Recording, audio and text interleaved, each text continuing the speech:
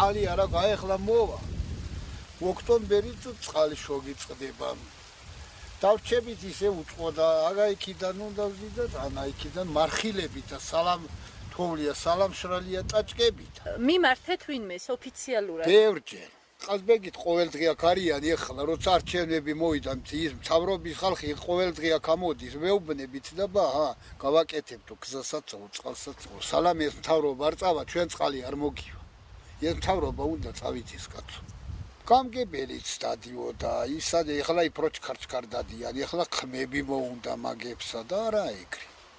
ჩვენ რომ ვეხვეწებით ის არაფერი, ეხლა იმაგათი გვეხვეწან, ეგრე გოტყვიეს და ეხლა უზე მივხვდით კაცო, განა ეგრე უამები იყავართ. უმაღლესი თუ არ მაქვს დამთავრებული, მე ვერა ვგზნობ რაიას, რაც შოგოდენენ. ეს მთავრობა უნდა წავიდეს და მამრე შეშველება.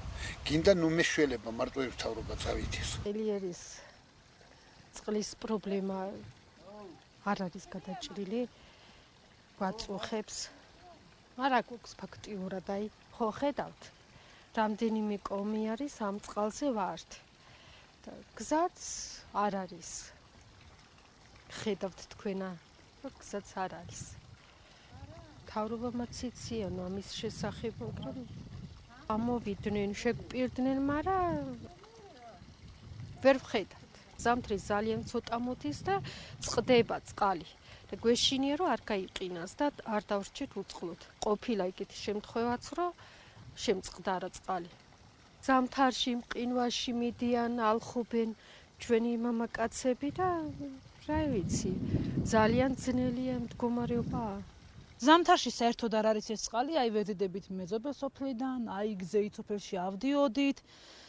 უმუშევრობა და უსაქმებლობა გვპირდებიან, მოდიან გვპირდებიან და არაფერი რო არ კეთდება, აბსოლუტურად. ამ გზებზე როგორ შეიძლება სიარული? მოდის ეს მთავრობა, მაგრამ ამ გზაზე რომ მოდიან, ნუ ხო შეიძლება რომ უბრალო ხრეში ჩააყარე და გააკეთე ის, მაინც რომ ხალხმა წესზე გაიაროს.